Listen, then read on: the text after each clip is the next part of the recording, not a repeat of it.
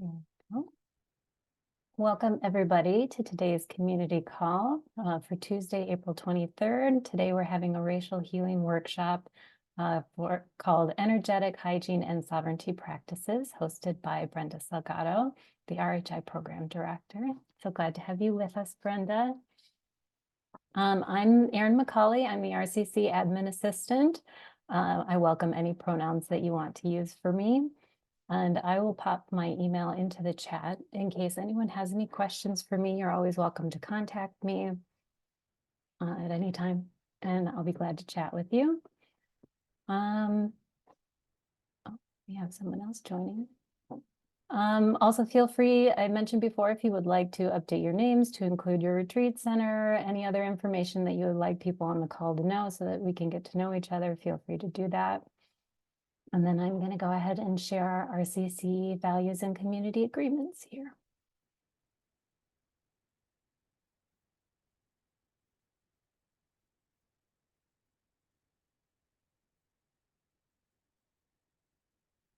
We'll start with our core values. Core values of RCC. These are sort of central to our identity as an organization. We believe in the power of place and space, the interplay of inner and outer work, and we also have a commitment to universal flourishing. Now I'll post a link in the chat so that you can find out more information about what those values mean to us if you'd like to find out a little bit more. Our community agreements. When we're on calls together, we do ask that you speak from your own experience. If there's something that that's welling up for you as the call comes in, please tell us, because your voice and your story are important to us. You have a unique perspective that you bring to this space, and we need your unique perspective. Your voice and your story are important. We're all knowers and learners in this space. So you might be an expert on something, and we need your expertise, and we would love to hear what you have to say. We also, none of us knows everything. So that's the point of having our calls, so that we can learn from each other. And hopefully we do better together than we do by ourselves. Silence can be centering. So you'll find that we might use silence to center a call as we come together. But movement and sound can be centering too. So you might find that on our calls, we'll use practices that involve movement and sound to bring us all into the same space together. We do ask that you keep other stories confidential. So if someone tells a personal story on a call, you can take the learning from that, but please remove the names so that you can let a person tell their own story and not editorialize for them. And in that same vein, if there is a story of yours that you would like to share on a call, but you don't want it to go further than the call, please ask us to pause the recording, and we'll do that for you, so that it doesn't go any farther than this call here. This is an invitational space. Participate as you're able. So, if you're not feeling it today and you just want to be able to listen in, you are welcome to just listen in. If you want to participate and talk in, yeah, glad to have you here. Just be with us, and we're glad to have you here however it feels right to you to show up. Hold discomfort with grace and deep listening. Some of the topics that we talk about are going to be difficult and may bring up feelings of tension and discomfort in your body.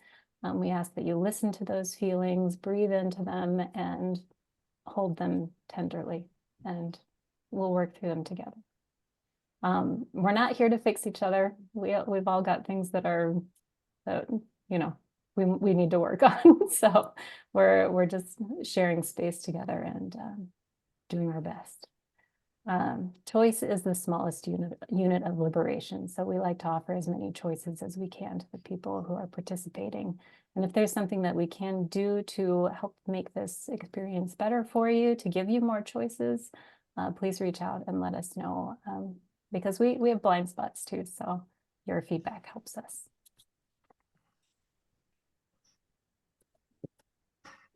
And I will post some links in the chat so you can have more information about our core values if you'd like to learn more about RCC. Otherwise, I think that's everything on my end. Brenda, would you like to take it over? Sure. Yeah, I'm really grateful that you all came today. This has been coming up in conversations with so many people lately, this desire to talk about energetic sovereignty, energetic hygiene. Um, but before we get started, I would love for everyone just to share their name, a word about how you're feeling, what's your weather like today, and a little bit about why you felt called to come today. And I'll just start by saying I'm feeling a lot of gratitude. I've been on the road basically since April 10th till last night. First in North Carolina with Sonia, which was a joy. And then at Woodby Institute, and then at Hestia Retreat Center back to back. So I just got home last night. I'm just feeling a lot of gratitude for being home. So that's kind of my weather right now. With family, with my furry family, as well as my human family and my fairy family and my tree families. A lot of gratitude for reconnection. Um, and why I came here is because I love sharing about energetic hygiene, and I love hearing about other people's practices for energetic hygiene because I learn new ways of taking care of myself. So I just really believe in the collective wisdom in the circle. So I'm not just here kind of leading this, I'm also curious about what's in the field and what other practices people have. So and my name is Brenda. And whoever wants to go next. And so name, your weather today, why you're here.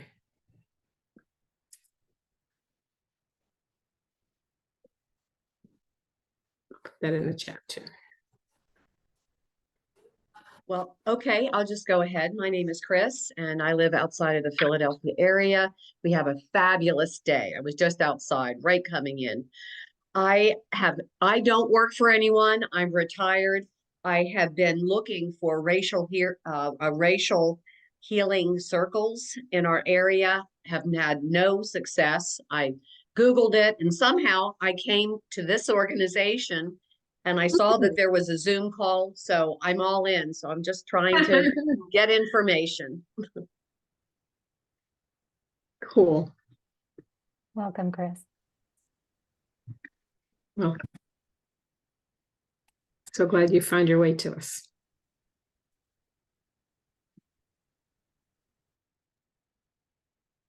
I can go. I'm Kirsten Vandergiesen Reitzma. I feel like my weather is very related to things that are happening around here lately because of the weather, particularly around spring cleaning. Pretty much every day lately, there have been vacuums going somewhere within my hearing. And I feel like that's very kind of descriptive of how I'm feeling right now. Just things are shifting, things are getting cleaner. Yeah. And I'm here. I mean, I'm always love the sessions that Brenda and others facilitate as part of the racial healing series. But one thing in particular that caught my attention is I I have a 2.5-year-old who's very energetic and into lots of things all the time. And I find that I'm constantly braced for the thing that's going to fall on the floor or the sharp knife that's within his reach, or, he's so creative when it comes to all of the unexpected things that can happen. And I'm realizing that I'm carrying that sense of like being braced for something into every other part of my life. So it really caught my attention to think about that in terms of energetic hygiene and what practices I should consider for not only how I navigate that in other areas of my life, including my work at Gilchrist Retreat Center, but also how I navigate that with my son.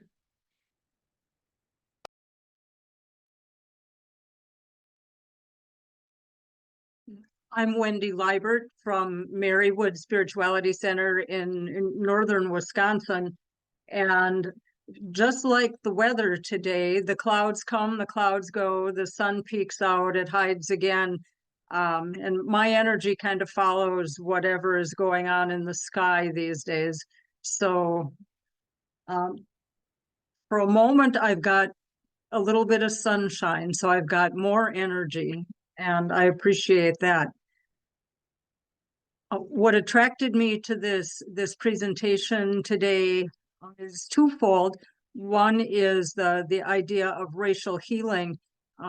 Mary Wood is deeply engaged in the process of establishing meaningful relationships with the local Native American tribe. So that issue is very important to me. It's a very big part of what my job is about these days. So that's part of it. And the other thing is that I'm very interested in energetic practices. I just did some degree work in holistic health studies, and this is just a nice way to continue my education. So I appreciate this opportunity.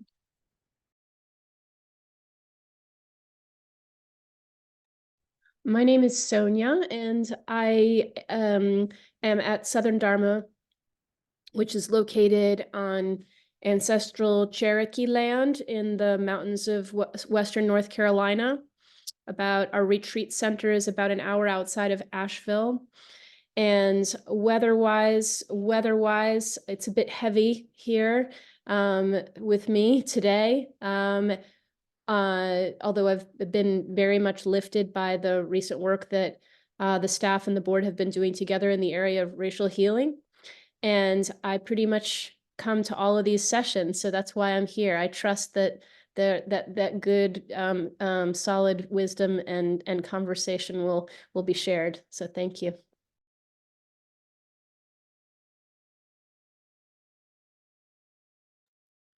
My name is, go ahead. Sorry. Go Go ahead, ahead, Sarah Marta. Lynn. You go. Thanks. My name is Marta Mulholland. I'm going to start with the why am I here and echo what Sonia said, just what you said. I love these calls, and I come on them when I can. I live on Whidbey Island. I work at the Whidbey Institute. This is the ancestral lands and could be current lands of the Swinomish, Snohomish, the Lower Skagit, and the Squamish tribes. The weather here is very springy, and the energy feels lighter to me. Brenda and Lauren were here last week for a Racial Healing Initiative retreat, and I feel like with the flowers that are bursting, we are opening up our energy to a new phase of our evolution, and there's a lot of emerging growth. Go ahead, Sarah Lynn. Thank you. I'm Sarah Lynn. I'm from Guest House, and we're on the unceded territory of the Wangang peoples. And my weather this morning was really pretty low. And I'm normally not feeling like that. And the sunshine here is really helping. And yeah, I was feeling a bit low because I've been dealing with some HR problems that kind of took me by surprise, as sometimes they do. I'm one of those people that just, why can't everyone just get along? Love one another. And so, yeah, a little bit of that struggle. And I'm on the call today because I love these calls, and but also I just about a month ago went to a women's group, a red tent women's group, and we talked about the same topic, and I just found it so supportive and interesting that I thought, oh, this is going to be cool to hear it from different people's perspective and learn more about it. So thank you for doing this.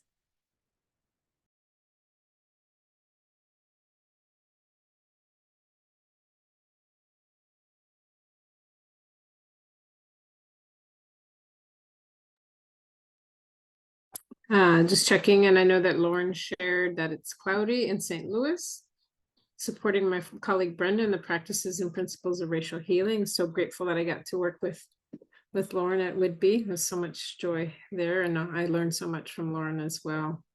And Jenny with Osage Forest of Peace. Oh, up in there. It's a wonderful place. Weather is beautiful in spring light before it gets too hot. Thank you. So I believe that everyone has shared either verbally or in the chat. Oh, except Erin. I want to make sure if Erin wants to share, you have space to. Yeah, name is Erin. My actual weather today is kind of gray, but I am Irish by ancestry and quite enjoy the gray, gloomy weather. So this is okay by me. And there's green just starting to leaf out outside on the branches that I'm really loving. So that's my external weather. And my internal weather is feel like I'm holding a lot right now coming into this call in lots of different areas of my life. So there's sort of like a sense of being in the center of a lot of different, maybe like a web that I'm trying to keep balanced. And there are tensions there, but it feels bright and good. And all of those tendrils have gifts to give. So I'm feeling very grateful for that and grateful to be here. Always, Brenda, your calls are always feel so centering and connective. And I feel like I can just take a deep breath afterwards. So I'm so looking forward to that. And I'm so glad to have you here and to be here with everybody. Thank you for being our keeper of the circle, Erin. I just really appreciate how you keep us on track with the calls and connecting with each other. So thank you. This has been, it's funny because it's been in many different circles. This conversation has been coming up for the last year in retreat center conversations and conversations with, I'm a traditional medicine woman and healer. So a lot of the younger generation that I know that are training to be healers with me and with other elders, they keep wanting to have this conversation, like, when are you going to do a webinar?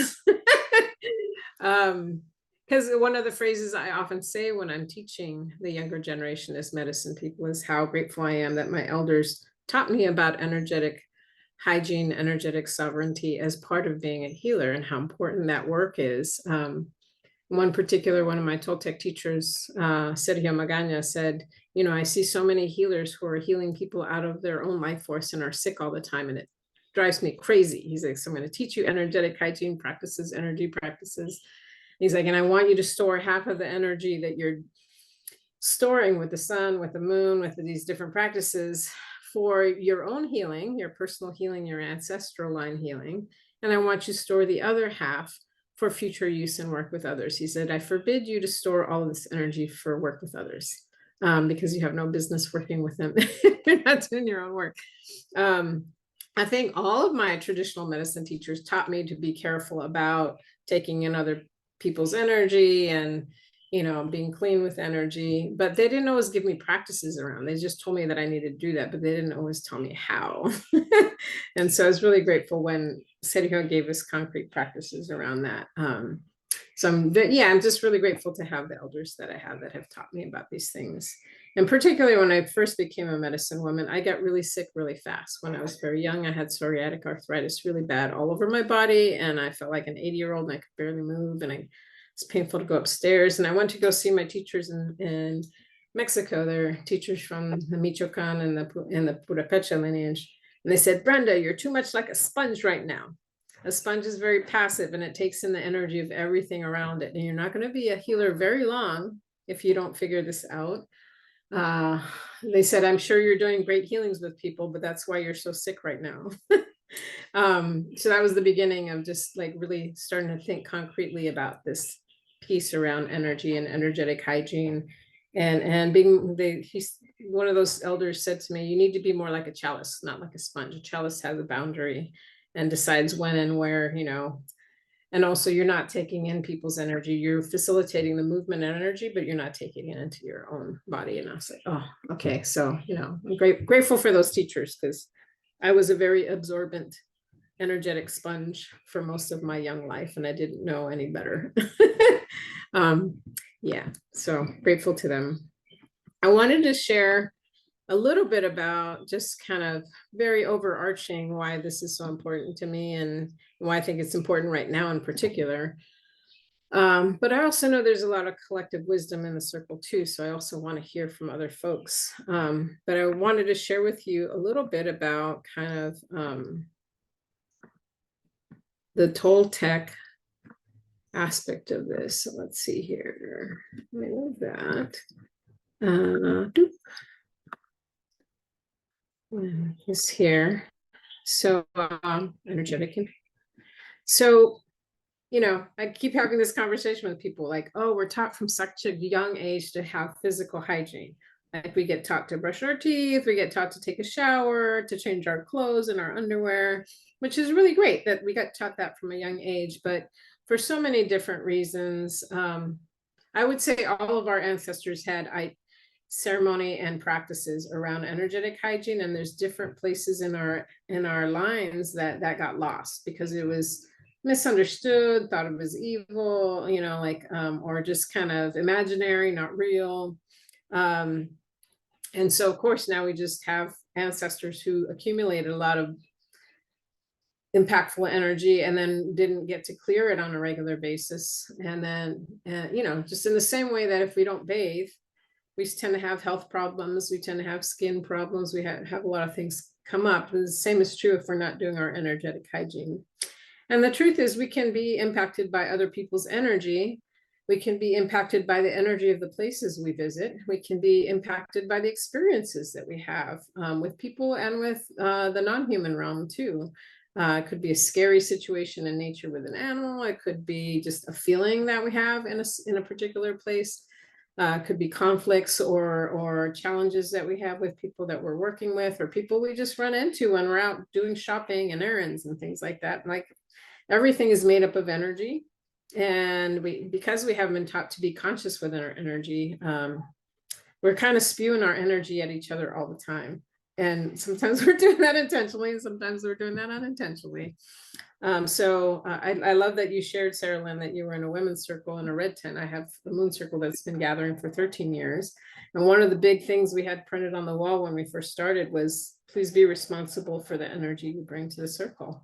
And you know, started learning all this stuff together.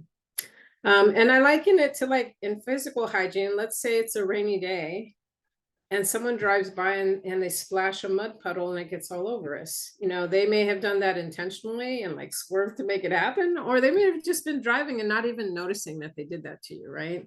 And they're driven and they're far away and long gone, and you're like, oh my God, I have all this mud on my jacket now, you know, or my clothes. But we know how to clean up from that, right? And we also know, you know, that as we go out into the physical world, that we have ways that we prepare before, during, and after we go into the physical world. And we have physical hygiene practices around that. And so I might say, you know, if I want protection on a rainy day from things like that happening to me, I might wear a raincoat, both for protection from the rain. But if somebody splashes mud all over me, it'll probably come off easier off my raincoat than like my nice sweater, you know, that I'd have to go get dry cleaned or something like that. And also, you know, if I'm out and about, like I was at a couple of different retreat centers and both of them had a lot of pollen all over the place. And, you know, it's just the time of year it is. So you might have like a,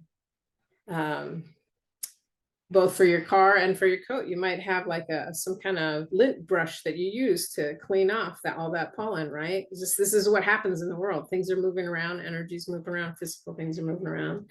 So we might dust off our coat if something like that happened to us, if we got some dirt on it.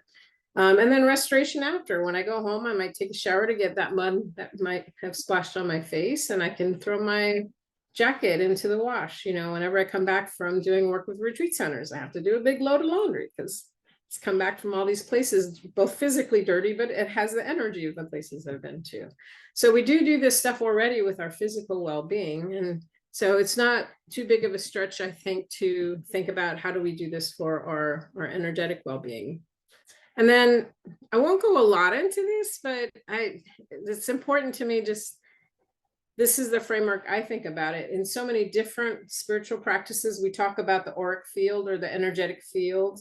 and all these different mystic traditions. We talk about wanting to have an intact auric field, that it's white, bright light, that it doesn't have ruptures and tears in it. Some of those ruptures and tears in it may be due to things we picked up in the outside world. They may be to ancestral patterns and traumas that we need to clear and heal. There's lots of different reasons we might have ruptures in our auric field. And then one of the things that my Toltec teachers have taught me is a little bit about how to think about my physical and energetic bodies and how to be responsible and sovereign around those things.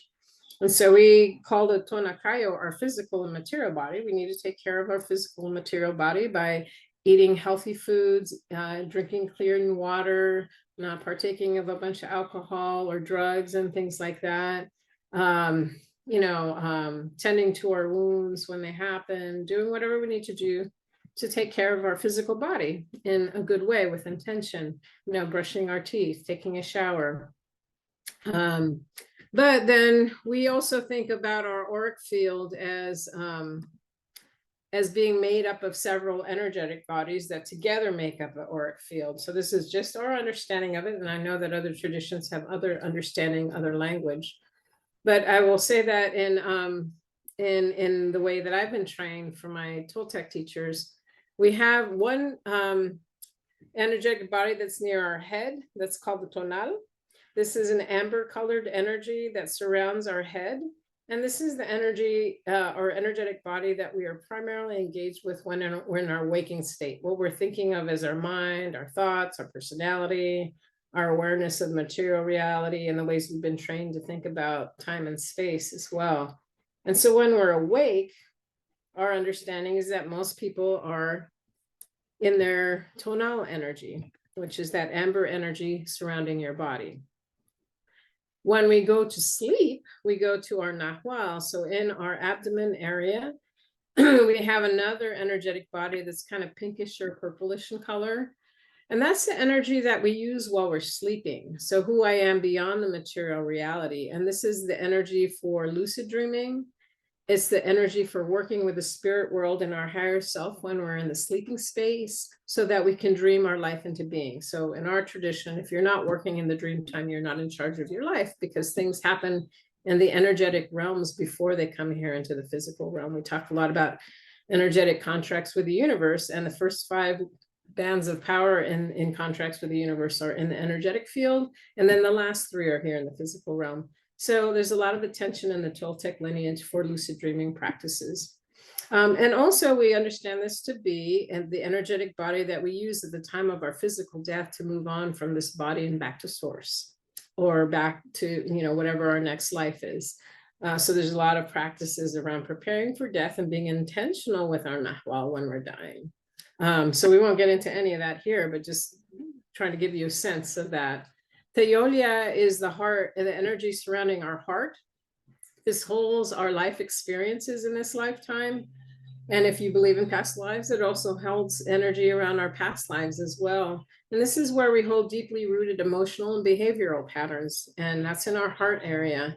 And this could be really good emotional patterns. It could be really challenging emotional behavioral patterns that are either we inherited from our ancestors or we've experienced because of the things we've experienced in our life. So a lot of energy there around our emotion and behavior and our patterns in our relationships, our relationship to ourselves, but also our relationship to others.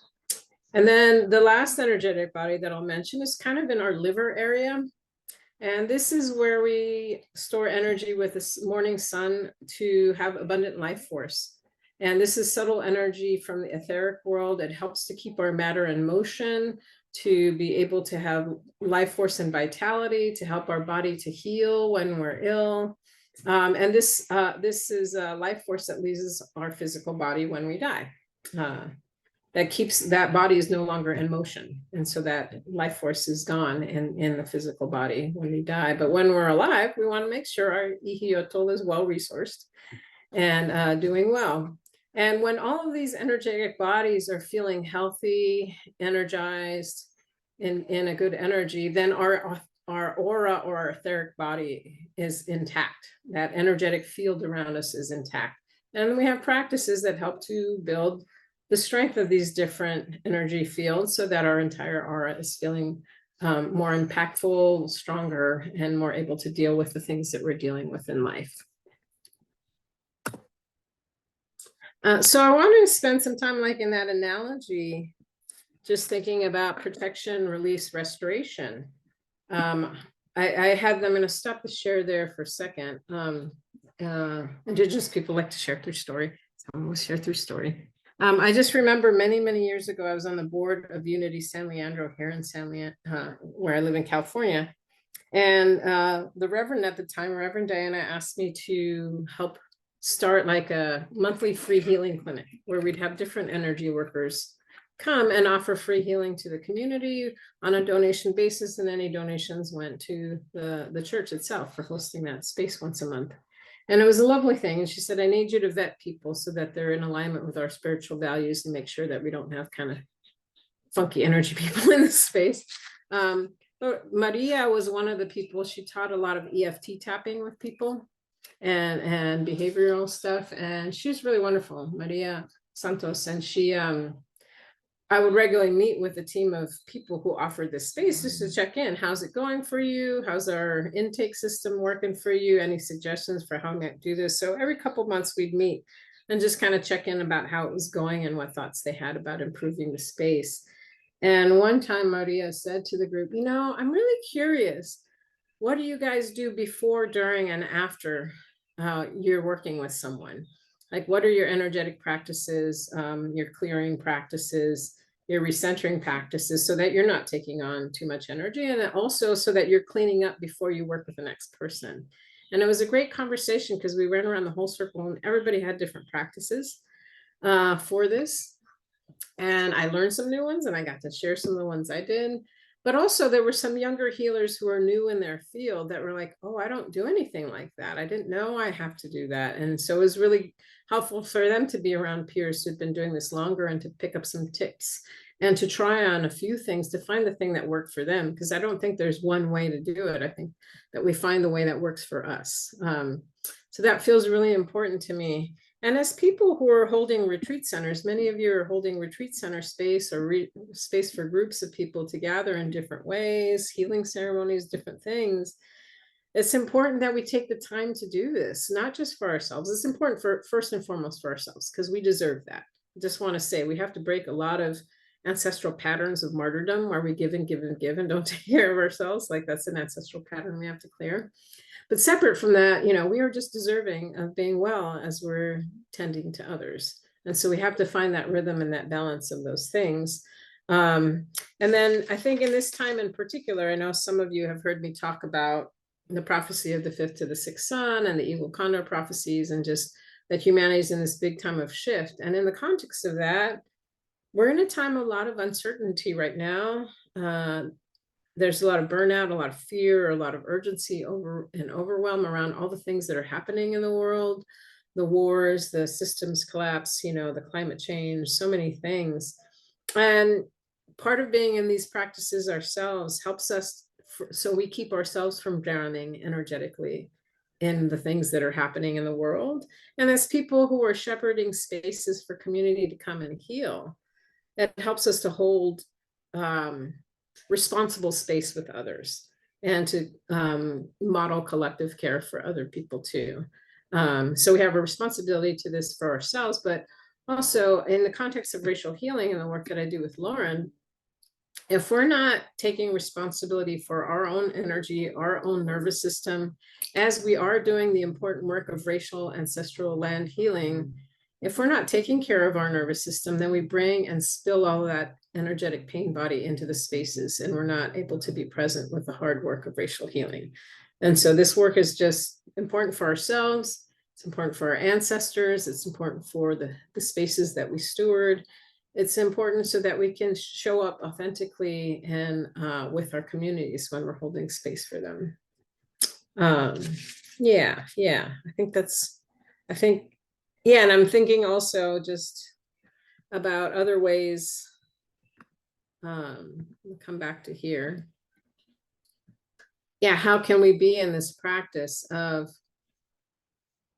what is my buffer before I enter into other people's energies, into outside energies, energies that are in different spaces that I travel in, energies of the meetings I'm going to with the people I love, and meetings that I'm going to where things may be challenging to talk about, that I have a responsibility to arrive at that place doing some of my own work around the buffer I need so that I can stay present with people and be responsible with my energy.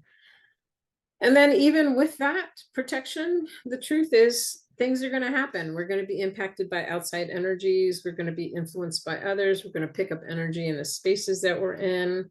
You know, I noticed I went into 7-Eleven to get my sister half and half. She was out this morning. And there were a bunch of people kind of fighting in that space and talking pretty unkindly to each other. And I was just being really present to like both their energy, but also not wanting to drop into judgment and all these other things, and not to then like take that energy in and go back to my sister's house with that energy in me. So thinking about like, I will be impacted by other people's energy, be impacted by the energetic grids that I'm around. I'm going to be impacted by other people and their inability to work with their nervous system and their neurobiology when they're having challenges. When we see the news, and then so many of us who are more energetically sensitive, some of us tap into the collective thing. Sometimes I feel things are happening in the collective that are not necessarily happening to me, but I can sense the grief or that there's kind of something happening in the world, and then I'll watch the news and see that something's going on. Yeah, so whether we realize it or not, we're always giving and receiving from the collective energy field. And so the more we attune to our own, it's a gift to us, but it's also a gift to the collective energy field if we're becoming more and more responsible and sovereign in our energy. And then, so, you know, you may need to release as you're noticing that you're impacted by the outside energies. While you're in the middle of a session with someone, while you're holding space for the group, you may notice things. And then when that event is over, what are you doing? When your retreat at your retreat center is over, what are you doing to refill your cup of energy? What are you doing to restore after hard work or challenging situation at your organization? You know, after heard Sarah Lynn speak to HR issues. You know, how do I work with my energy to refill my cup so I can stay present, even as we're navigating and moving through challenging situations together, to learn what that situation is trying to teach us as a collective. So all those things are important. I like to think about just situations where I need to be extra attentive to it. When I've had hard conversations and conflict, you know, it's important for me to think about before, during, after, how I'm being responsible with my energy. If I'm just having a challenging day, it might not be anybody's fault. It just turned out to be a challenging day and things didn't go the way I expected, or I didn't get to the things I wanted because other things came up. I really want to encourage you not to doom scroll, but some of us can't help it. And if you are doom scrolling and what too much on social media and the news, and it starts to overwhelm you, to get away from it and do some energy clearing. If you have disturbing dreams, it's important to clear energy after that too, and to reclaim your energetic sovereignty, or it can affect, you know, part of our day. Anytime I'm in a large crowd, and it could be a great experience, like a concert, it could be like an intense experience where there's bad things happening, or, you know, violence or unsafety, but I'm around other people's energy, whether it's positive or negative. I want to be really clean and sovereign with my energy and not just be controlled by other people's energies that I'm surrounded by. I'm very intentional when I'm traveling to do kind of some of these energy practices before, during, after getting off a plane. When I move into a hotel room or a retreat center space, I will rattle my room. I will set up my altar. I'll go make offerings to the land and ask for guidance and protection while I'm there.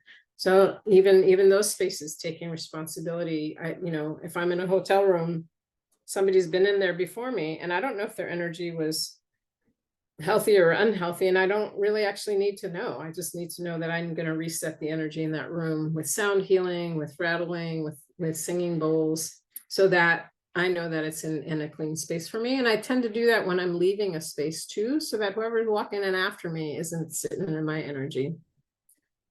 So I'm going to stop screen sharing in a second, but I just want to share a couple things that I know that I do, because it's important to me to think about this. When I saw Marta and she came to my room, you know, she's like, "Oh, you smell good." And I just sprayed myself with a bunch of rose water. I pretty much have rose water on me all the time because it just helps reset my energy. And then there's different earth, wind, water, fire practices that I engage in. So a lot of my elders have taught me, you know, rinse with water with your hands after a healing session, to bow to the water and ask the water to help clear any energies that I may have picked up from others that are not mine to carry. So I often washing my hands in that sense. I know pranic healers that work with bowls of salt water for that purpose. Also, when I'm in the shower, I bow to the water and I ask it to help me clear anything that's not mine that I may have picked up. And one of the phrases that we have learned for psychic surgery, I use in the shower, and I'll say, you know, no one belongs in me but me. Any external energies or entities that I've picked up intentionally, unintentionally, that I'm just asking for them to be released with the water. And I ask the water for its guidance around where I need to clear stuff off. Similarly with one of my elders from Xochimilco, Mexico, she said, when it's a windy day, it's really good to go up in the hills and to say hello to the winds, make offerings, prayers to the winds, and then ask them to take things that you're ready to release and to yell those things into the wind. With fire, we do a lot of fire ceremony of writing things down and giving that to the fire.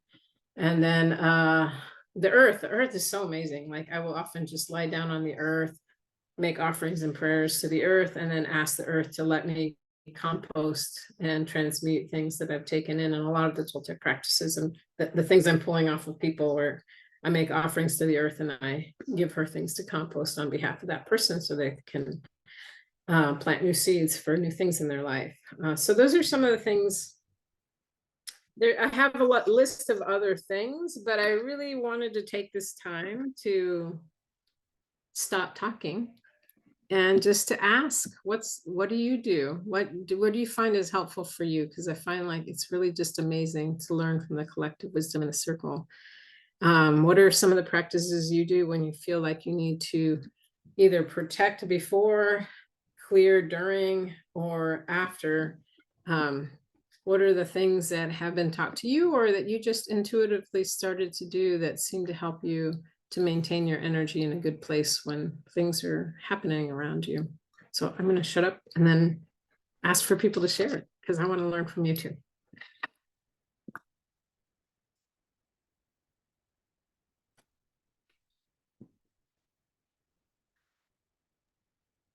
I can share about this a little bit. I was taught to do this originally from a Christian perspective. And so when I personally left the Christian faith, and but I really carried that with me, you know, a sense that there are various energies around us, and you know, we need some protection. And so mainly what I do is just say a little prayer before I go into any situations that I either am concerned about or where I know I'm going to be called upon to give a lot. And so I think of it in terms as not just protecting myself from whatever might come in, but also protecting myself from giving out like too much or not in helpful ways that will drain me and so forth. And one thing I'm not particularly, I'll just say good at, I guess I'm not particularly good at, is like when it's happening. You know, if I'm in the middle of a situation and, you know, my raincoat gets dirty, I'm not usually, I'm more focused on what's happening in the, you know, like more the extended energy rather than like, whoa, wait a minute, I got something on this raincoat. I should brush it off. So I don't tend to notice that so much. And so after I leave situations, I usually say a prayer again, and I also do a lot of breathing to just, breathe out anything that came in. I also ask my body to process any hormone chemicals that it has released in the situation, because sometimes we're getting triggered or whatever, we don't even notice it.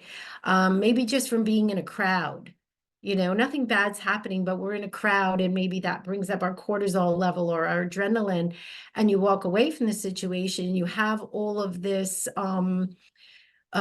these chemicals, hormones that our bodies were created to release, but you walk away and you're like, wait a minute, I don't need this anymore. And if it keeps building up in my body, it can lead to a lot of chronic, health problems and so forth. So I always try to take some time to just breathe all that out and ask my body to release any excess that it has that isn't useful for me.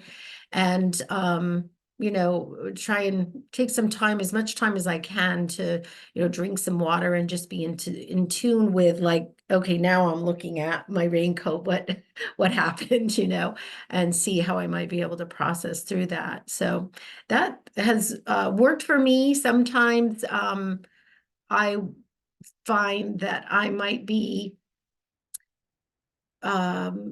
not as prepared as I could be, because I'll be like, oh, why? Because I was sort of going through the motion. It becomes like a habit, to say my certain prayer and think about things in a certain way. And then you might find yourself in a difficult situation and you're not as, you haven't been as protective, of your energetic sovereignty as you could have been if you had been a little less rote about it. Does that make sense, what I'm saying? Yeah. So that's my share about that. Thank you. I'm really going to take to heart that one around the prayer, specifically releasing the hormones and the cortisol and the adrenaline. Yeah, that's really cool. Yeah, if you practice it, you really can learn to, you feel it when it's happening. Yeah, You it's feel when biofeedback. Yeah. Yeah, you start to feel when the too much is dumping into your body. And sometimes I'll recognize that feeling before I'm even aware, like, what is it that is causing this to happen? It might sometimes it happens from just I think some people are more sensitive than others, but it can happen just, like I said, in a crowd, or where the noise is too loud, or or if things that make more sense to me, like people getting agitated or upset about something when the conversation starts to turn more aggressive about a topic or something like that, then I'm like, oh, you can just feel it start, your body's preparing for a fight or flight or freeze. It's just ready to go. And you're just like, wow, I'm okay. I tell myself sometimes, I'll actually say to myself, you're a big girl, you can handle this. You don't need all of that cortisol or adrenaline in your body. You don't need it, because you can handle this. You have a way of managing this and resetting your energy. So it doesn't have to be so I don't know, I call it like, back of the brain reaction. Thank you. Yeah, we definitely talk about this stuff a lot at RHI retreats. And not just how do we do this individually, but how do we create the culture where we can do this together? Yeah. Yeah, I'm curious to hear from others.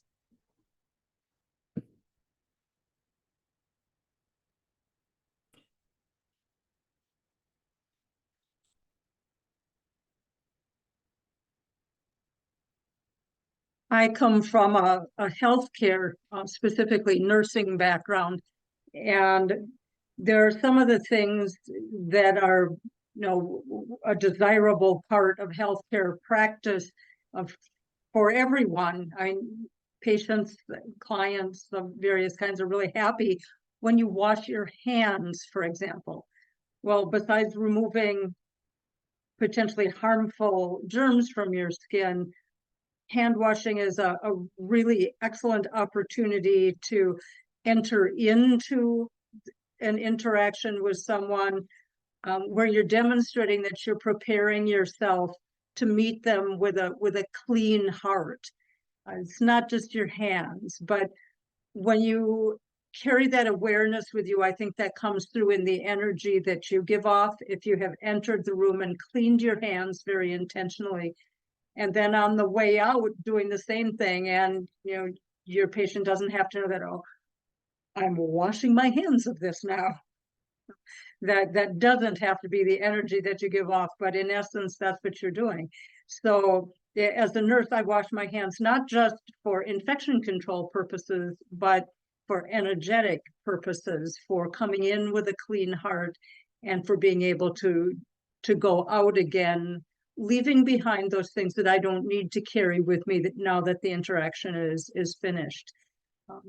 Doorways are also really excellent times to prepare yourself to enter into an interaction by pausing and saying, I'm going to enter into this space to be with this person, and do that with a deep inhalation and full exhalation. So again, you're entering with that clean heart. So they're just things that are available to us all the time in the course of our day-to-day life and interacting with people that kind of fit within that. The most interesting thing I've ever heard, though, and I don't do this often because it would be visible to other people, but I learned somewhere that when a zebra is out on the plains of Africa or wherever zebras are, not the ones in the zoo, but when they're being pursued by a predator like a lion or hyenas or something, they run and they run and they run, and then the threat passes and they've got all of this adrenaline going.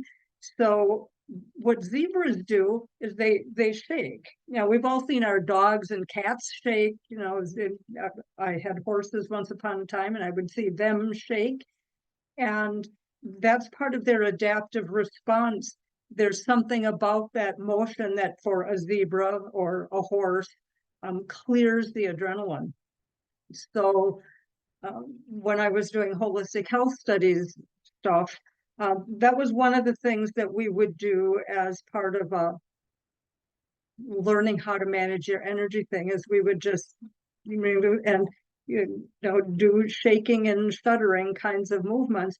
And it's amazing how that does clear things. So we're closer to zebras than we think. Thank you. I was just talking about that at one of the retreats I was at, because in my former life, I was studying animal behavior and in grad school. And one of the books we had to read was, I'll put it in the link. It's called Why Zebras Don't Get Ulcers, and it's written by Robert Sapolsky. And we're animals, and we like to believe we're not. But all animals, you'll notice after a stressful situation, they shake. And our ancestors used to have shaking practices individually and in community and ceremony when we went through difficult things together. And also he said, like all these things shut down so that we can get away from the lion if we're a prey animal. But then when we're done and we're away, then we're safe again. You're supposed to shake and then reset the systems, because the digestion, the sexual systems, all these things shut down so that all the energy goes to getting away from the predator.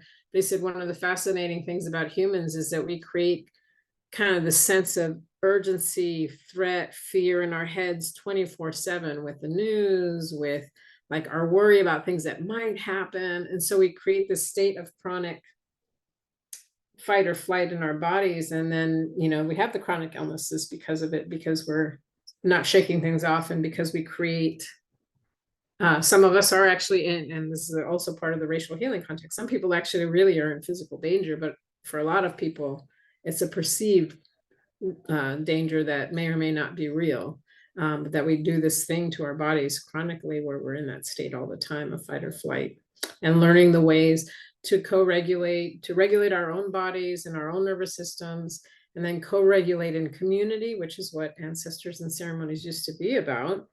And it means that we have the capacity to co-regulate when we're having difficult conversations around racial and ancestral healing as well. So thank you for mentioning the zebras. I love bringing in the zebras. Animals have so much to teach us. I had forgotten about the title of that book. I need to get Yeah. my hands on that. It's a great I book. would like to just see that title on the spine of a book while I'm sitting in my office. I think that would be a technique for me to release, just to see that it's so funny. I mean, that those words together in a sentence. Why zebras don't get ulcers? No, who knew? Yeah, yeah. Thank you for that share. Others want to share? I really like the doorway. I'm gonna take the doorway too. I feel really grateful for some new things. Well, I'll share. I mean, these practices really aren't familiar to me, and I haven't been, engaged in any kind of deliberate and conscious practice around this. I think by default, one of the ways that I do this is to, get some air, go outside, be in nature. That's one thing. And then another thing is, talking to someone that I care about, who's not necessarily connected to what it is that was just going on, to be able to share a little bit and not to feel like I'm still in this charged circumstances. Now, that's a very different kind of regulation, but I think in the absence of having been given or gifted or trained in practices, that's just maybe a more of an instinctive approach.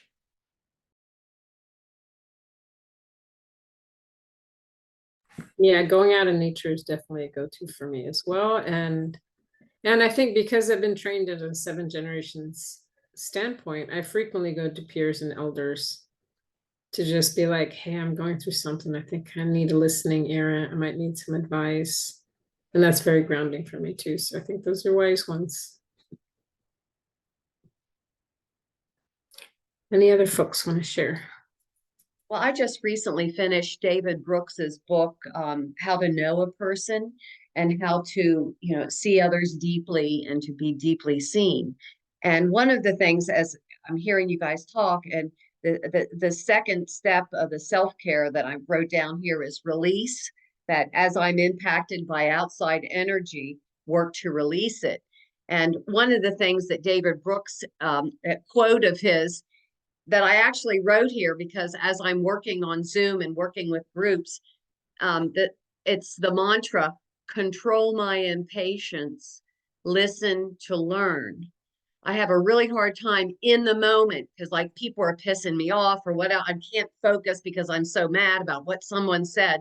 If I can just keep listening to learn.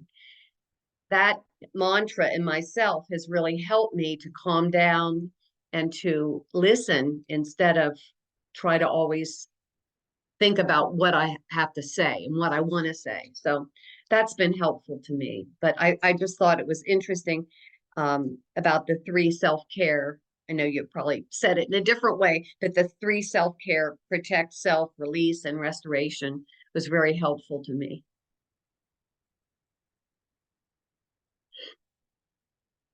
Thanks for sharing about that book. I don't know that one, so I just posted the link in the chat so I can look at it later. And listening to learn, I really love that phrase. I know that's something we talk a lot about in our racial healing initiative is we have to be in deep listening to ourselves and deep listening to each other if we're going to do the racial healing work together.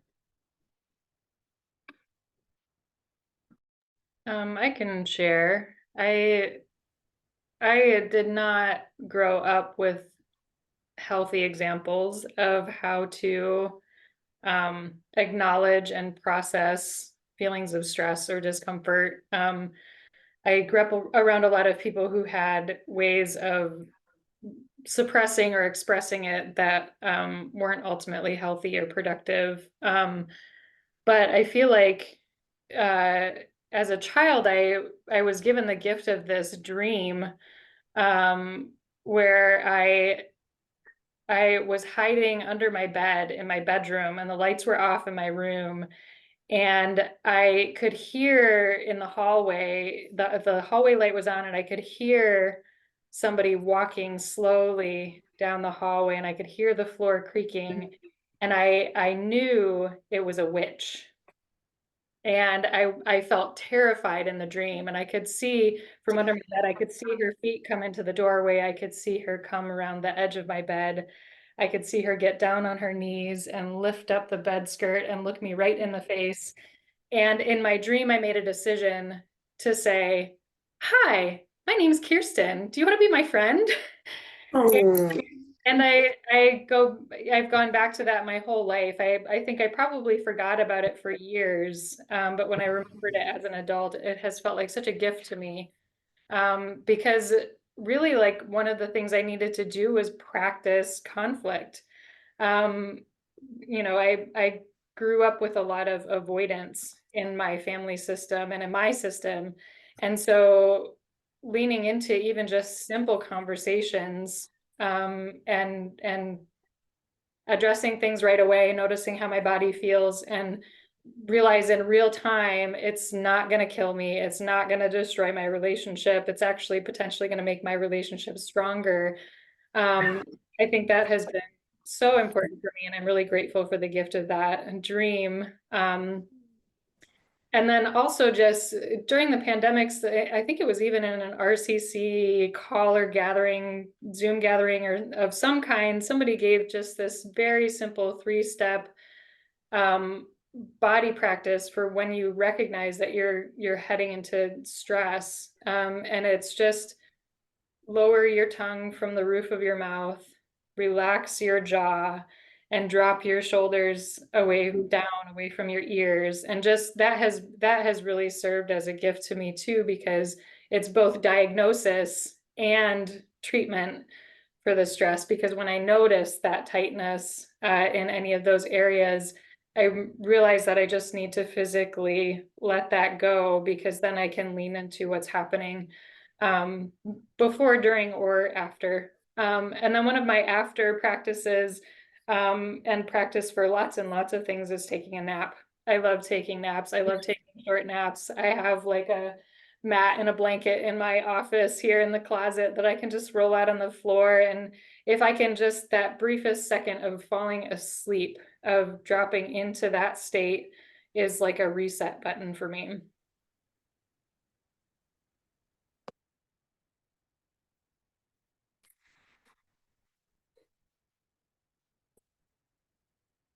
Thank you. That was so great. I'm starting to add these into my little collective wisdom slide, because I'm learning so many good things and I want to keep them. Yeah. Anybody else want to share?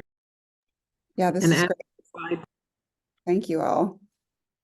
I'd say my biggest thing is to also, like Sonia said, go out in nature. I notice my body start to relax almost immediately, just getting out for a walk, getting out on the water, especially. It's great to live on an island. Getting by the water, walking barefoot, lying down on the earth is a huge reset or preparation too. Dancing, I find it's, yeah, getting out of this to kind of daily movement into this kind of movement. And it surprises me every single time I do it, that it's like, why don't I just do that all the time? I find there's resistance, even though I've done it so much. So then just really touching into the heart and getting out of the head is a really good practice for me. I used to carry around, I don't know if you know the book, The Little Prince. I used to take that everywhere I went. And there are a couple of passages I would just read and reread every time I needed that, just sort of some comfort. And then there are a couple quotes that I've carried around for years, and just short. I have a rock that says trust. I carry that in my pocket and just hold on to it or touch it. Yeah, those are some of the things I do. And then also an embodied practice of, I think I mentioned this last week during our retreat, is like noticing where something that's heavy and feeling like, maybe I'm holding it like this, so my back hurts, energetically, I'm holding it like this, or I'm holding it so it's hard to walk, and consciously shifting that energy to a place, rather than like I've done the practice of trying to let it go, and then I realize it's still in me, like it's still living there somehow. So I have to bring it with me, because I can't just let it go. I can't forget about it. So moving it to a place that I'm able to move more freely with it, even though it's still with me.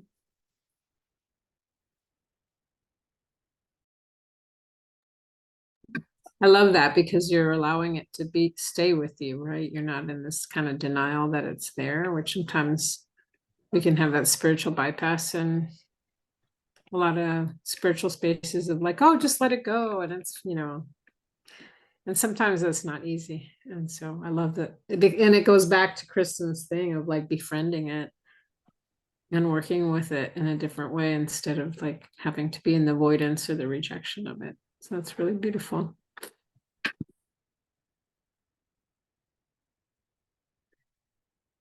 There are many practices that I employ as a way of keeping myself well. One of the areas that I will specify is around pleasure. A lot of times when I'm facilitating, I'm holding space, but I'm also connecting with people and being open to the ways in which healing comes through connection. So before I go, there are pleasure practices that I engage in as a way of filling myself up, so that I'm not trying to get my emotional needs met from the people who I am holding space for. And some of those pleasure practices some of them are sexual and some of them are non-sexual, but there are ways in which I connect with myself, and I have a lover in which it's a way of grounding, a way of us connecting our energies, but also filling me up energetically so that I can be more present with myself and others.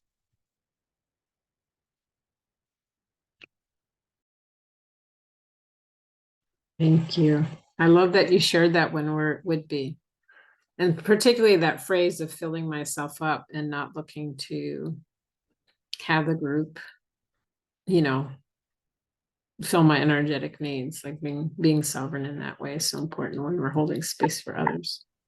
Ashe.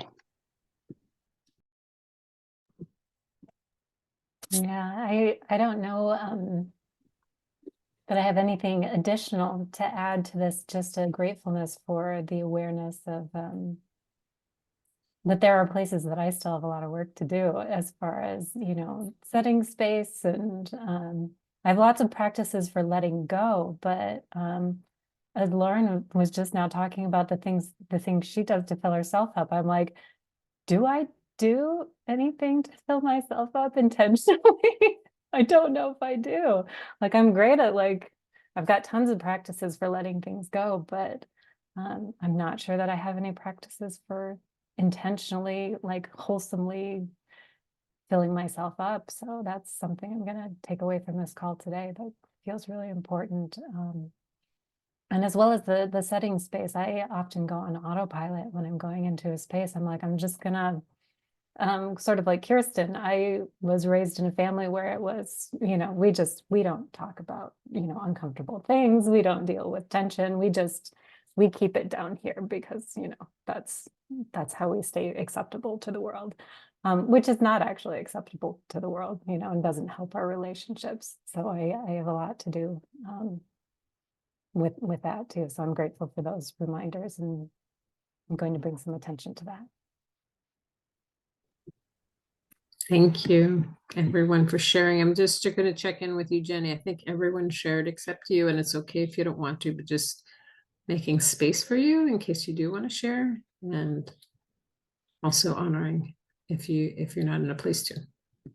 Oh, yeah, thank you. It's just I'm enjoying listening so much. And I also enjoyed hearing about the hand washing. We did something interesting here at Osage for the spring equinox where we had a communal hand washing as an energetic release. And it was really profound. Like a lot of people just said it felt even sacramental, and we brought in other members of the community to do it with us, and but yeah, I think that's probably the main thing I'd like to share. Mhm. Yeah, it's very profound. I know with Three Black Men, it was very profound for if you're not aware of Three Black Men, my friend Victoria Santos, who's founded Racial Healing Initiative, and was doing these gatherings with Orland Bishop, Resma Menachem, and Bayo Komalafe, these really powerful events as part of the spiritual care team, the energetic care team of women that were holding down the space in Los Angeles. Marta was there too, but a lot of folks from RCC were in there. So there was a lot of energetic hygiene before, during, and after there, as a collective. But one of the things that was most profound to me was that at the All Black Men events in LA, they were preparing for all the men to do foot washing with each other. And this is a sacred act of intimacy and healing, particularly for men who are taught that it's not safe to be intimate with other men, to not be vulnerable with other men.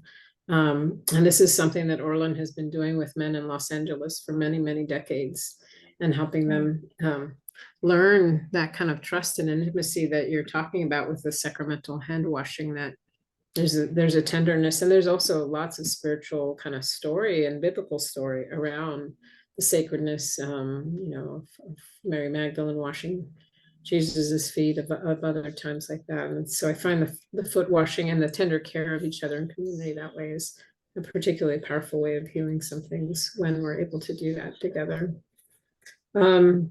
Oh, could I just interject here? It Mm-hmm. reminds all of the hand washing, the foot washing reminds me when a long time ago when I was a child therapist, observing it was a Head Start program, preschool, and they were like 3- and 4-year-old at-risk children. And one of the interesting things they did after they had their snack or whatever during the day is one of the children would go around with a lotion bottle and just give a little lotion to each child. Mm-hmm. And then there was and then all the kids would then put lotion on their hands. And I thought I've never forgotten it, because I thought it was just such a warm activity they did together, a loving activity, and they really fought over who was going to give the lotion. So it just kind of reminded me of that. Mm-hmm, mm-hmm. Yeah, and Yeah. I think it also brings up for me as well, like we have like an underground storm shelter that we also turned into a cave of the mothers, which is like this Yeah, temple. I've been And there. It's amazing. yes, it's so beautiful. It's so amazing. But like recently, like I've just felt so compelled to just put, like, we have this little like blue like glass bottle, and I put some rose water in it. And also that's also just a really wonderful way to enter that space, which I loved how you had rose water on your list as well, is just that sort of sprinkling of that freshness as you enter this beautiful chamber, and preparing yourself and cleansing. Yes. Yeah, I have it in my bag all the time because we've been taught, particularly it helps we've been taught that all the flowers have healing vibration, but the roses have the highest healing vibration. And also that it's very important when people are in grief to spray it on their hearts as well. Not to help, not for them to dismiss their grief, but to be able to hold their grief, and to be with their grief in the way that Marta was saying, when I can't release something and it's still with me, how do I hold it in a better way? That's what rosewater does with grief. And we would use a lot of forgiveness ceremony too. I have a few other things that I'll share, but I really wanted to hear from everyone. Anything somatic, like some people do things where they're like noting the sensations in their hand and feet, or they're doing the breath work. One of the things that I've been guided to do by my ancestors to take care of myself as I'm holding bigger and bigger ceremony for people, ancestors, and land, is to regularly go for salt floats, the flotation tanks, the isolation tanks that have the really concentrated magnesium. So I'll often do that when I'm traveling or after holding a lot of space. So I'll probably be doing that later this week. Sometimes also in Fairy Congress, we've done a lot of visualizations, not just laying on the earth, but actually sending love to Mother Earth and gratitude for all the ways she takes care of us, and all the earth guardian beings that are part of her. And then after giving gratitude, we ask for some of that core energy from the Mother Earth to come and fill us up and resource us. We'll similarly do that with Star Family, with ancestors. I also have stones around a lot, particularly when I was the director at East Bay Meditation Center, which was a fragrance-free space. A lot of people with chemical sensitivity. As a curandera, I couldn't smudge in that space. Smudging is a big thing for me and our people. So I always have a bag with medicine bundles in it too, most places that I go. And so I'm usually offering smudging to myself or to other people in certain places when they, to purification, and to just bring energy in a good way. But in East Bay Meditation Center, because it's a fragrance-free space, I started bringing a lot of protection stones in there. I was doing a lot of sound healing with the singing bowls, especially, I just remember I went in one morning and there was a really intense retreat for people who'd been through a lot of trauma. And I walked in the next morning, and I'm happy that we're holding that space and people are releasing there, but then I have a responsibility to clean that up before the next group comes in the next day, right? So I would go around a lot with singing bowls, with my drum, with my rattle to clear some of that energy. And I would frequently smudge around the outside of the center when people were not there, but not on the inside because of how many people we had with chemical sensitivity. So I wanted to bring that conversation into around, it's good that we're doing our energetic hygiene around ourselves. And then if we have retreat center space or community spaces, then we also have a responsibility to do regular energetic hygiene around those spaces. Because people are coming and releasing and transforming and releasing like deep personal trauma, ancestral trauma in those spaces, whether they're conscious of it or not, they're leaving. And, we have this conversation, it would be while we're there. We don't want just people dumping on Mother Earth and, not being in reciprocity and honoring that those spaces are holding us. And so what is it that different organizations and groups can do that are stewarding space? I still do I get asked to do a lot of energetic limpias or cleansings of spaces when people move into a new home, when they're feeling a being or an entity in their home that's not benevolent. Also in offices where energy kind of builds up. In particular, there's one place that did a lot of work with women of color and cancer and a lot of alternative treatments. So as you would imagine, a lot of heavy energy is being left there. And they used to have someone else come and cleanse their space energetically once a year and do a limpia ceremony, who was also curandera. But they had a falling out with her. And then when they asked me to start going, because my friend had become the ED at that point, and I said, can we do this on a day where all the staff are there? And then she said, oh, that's interesting. The other lady always asked to do it when we were not around. And I said, I just really believe in that phrase of, feed a man a fish, feed him once, I can't teach him how to fish. That the whole thing. So I said, no, when I do home limpias, when I do office limpias, anyone who lives or works there that wants to be a part of the ceremony is invited to come and to be collectively cleansing the space together so that we're all building the capacity to do that. And so I likened it to, I might brush my teeth every day, but once or twice a year, I have to go to the dentist for a deep cleaning. Like, I don't want to be your person coming in every time something bad happens in your space. I want you to learn to brush your own teeth. And if you need a deep cleaning every couple of years, I'm happy to do that, but I don't want to be responsible for brushing your teeth. So usually we'll set up the altar. I'll talk a little bit about Indigenous teachings around cleansing spaces, and then I'll go around the circle and I'll ask everybody, what are you grateful for in this space, in this home, in this office, whatever the space is? What do you want to release in this space? What do you want us to pay attention to cleansing in this space that you've noticed? And then also, what do you want to call into this space? And so people will go around and say, well, we had an intense kind of conflict in this room and I'd love to clear some of that energy, or, any hard feelings from the thing that happened last year, or, this person died and I can feel their energy in this space. Just all kinds of different, when you open up these conversations with people, you'll be surprised how much people actually sense into that they never talk about because they're not allowed to talk about them. And then also then you're setting collective intention. Okay, so we're going to clear this energy out that's ready to move on. And let's do that in a good way, a respectful way. And then what do we want? Don't want to leave this energetic void and empty space. What do we want to intentionally put in that space? So if some energy just doesn't come in and fill it up. And so we want to build love. We want to build healthy communication. We want to build healthy practices with each other. Time for breathing together. Time for having more connection with each other, so that we're not always doing, but that we're in some rhythm of connection and being with each other and then doing, so that we're not depleting and that we're connected in the heart space. There's a lot of really great conversations we're having about that at Whitby Institute just a few days ago, which made me really happy at the end of our retreat.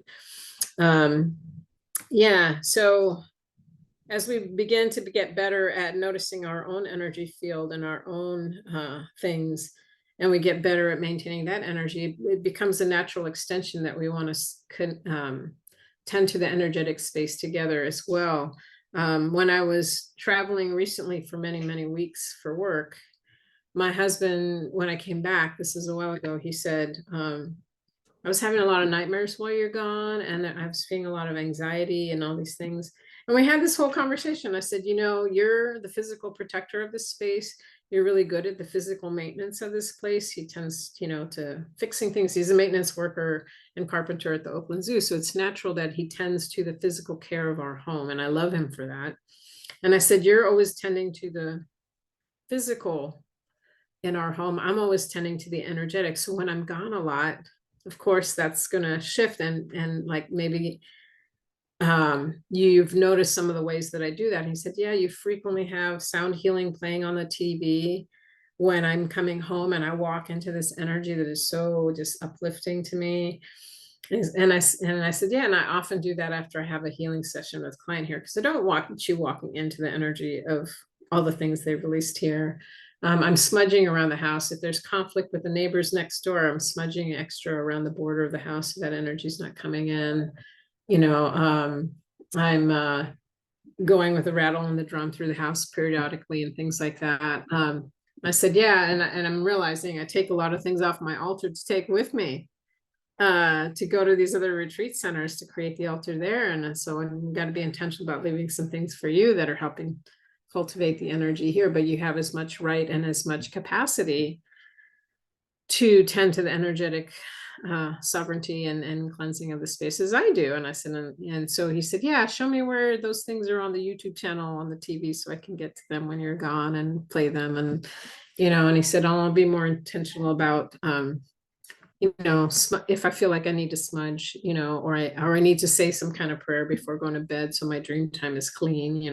He's working a lot with one of my other moon sisters. She's also trained in the Toltec medicine, so he's learning all the Toltec practices, which makes me really happy that he's taking that kind of sovereignty over his own energy in these ways and reclaiming some of the things that I think he knew intuitively as a child, but it was really unsafe. He's German, Norwegian background. It's very unsafe to be sensitive, intuitive, emotional as a child in his family. And, he's having to learn these things in his 50s and his 60s, but he's good at it and it's natural to him. And it's lovely to see him feel like that agency over his own energy. So I'm curious. Let's see, we have about 10, 3, 11, 3. Oh, we're out of time, right? It's 12. Yeah. Just want to do a closing word of whatever you want to share. And one thing I can do too is I'll follow up with Erin. If you're interested, we have a sun practice that we do in the morning to store energy in our life force center. And it's just a practice of making offerings to the sun with your breath and asking for energy in your ihioto. And I'm happy to share that practice it's just a audio recording. So if folks are interested in that, you're welcome to try it on. And if you have questions, to reach out to me. That's one way to do some of what Lauren was talking about around storing energy, so you're not looking to others for your energy. So I'm happy to do that. But anyone that wants a closing word before we close, happy to do that before we take a couple breaths together. Yeah. Okay. Thank you so much. This has really been. Yeah. And I'll also send Thank you. Erin slides that with some of the practices you shared typed out on the collective wisdom slide, so that whoever watches this recording later gets access to some of these ideas too, and can share in the comments when we share it too, so we get even more. Yeah. Yeah, Well, just let's do a posted my little email. Thank you. and send each other lots of love and energy. And then rubbing of our hands and giving ourselves lots of love and energy. So we're always in that balance of giving and receiving. And sacred irony and reciprocity. Thank you. Thank you. Thank you for your medicine today and your sharings. I'm going to try a few of those things on. Thank you. Thank you. Thank you, Yeah, Brenda thank and you so much, Erin. Brenda. Yeah, thank you Yeah. all. Bye. Thank you all. So much. Have a good day.